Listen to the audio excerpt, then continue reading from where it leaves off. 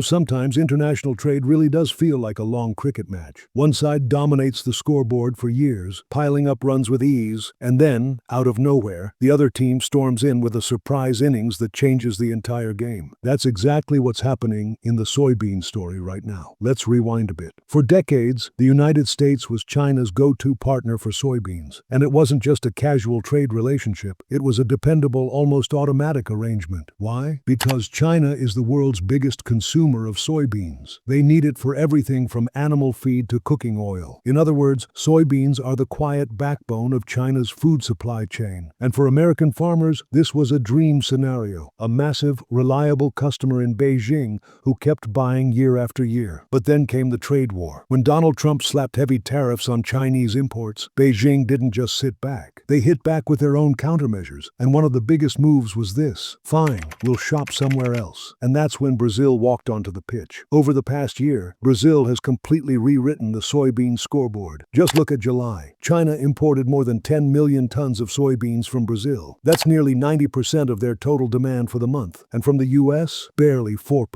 To put that in cricket terms, imagine a team scoring 100 runs, and the US contribution is just 4. That's not just a bad day at the crease, it's a collapse. And the timing couldn't be worse for American farmers. Harvest season is right around the corner. But instead of preparing for shipments to China, many are staring at warehouses stacked with unsold crops. Some farmers have even written desperate letters to Trump, saying in plain words, "Boss, we cannot survive without our biggest buyer." It's not just about numbers on a trade sheet, it's livelihoods, family farms, and entire communities on the line. Meanwhile, on the other side of the world, Xi Jinping has been busy strengthening ties with Brazil.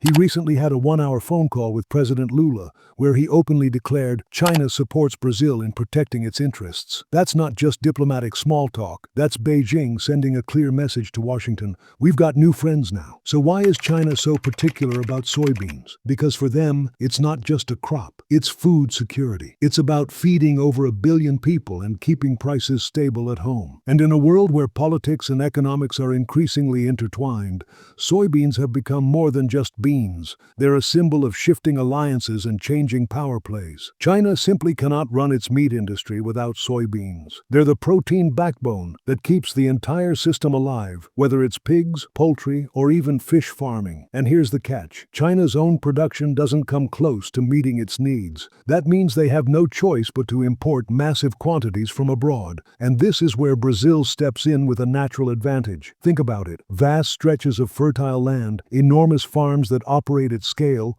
lower production costs, and now even shipping routes designed specifically to serve Chinese demand. Brazil has gone a step further too. It's not just selling soybeans, it's reshaping its entire farming and export infrastructure with China in mind. It's like tailoring a suit to fit one customer perfectly, down to the last stitch. Meanwhile, American farmers are stuck on the sidelines. Their once dominant share of the Chinese market has collapsed.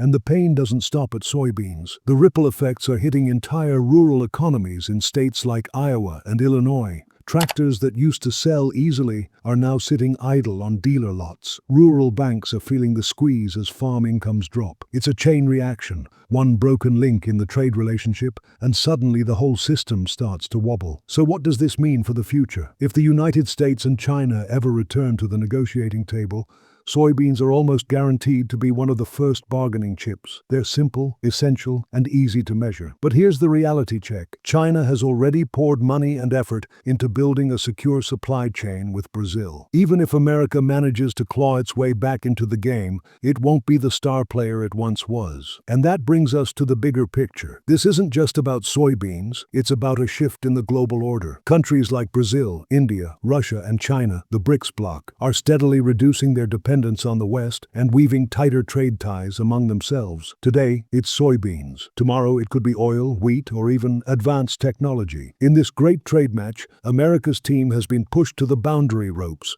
struggling to get back into play. And Brazil, right now, it's not just on the field, it's the man of the match for China. Global shifts like these don't just stay on paper, they ripple into everyday lives. If you found this breakdown interesting, give it a thumbs up and consider subscribing for more deep dives into the stories shaping our world. Until next time, stay curious and stay informed.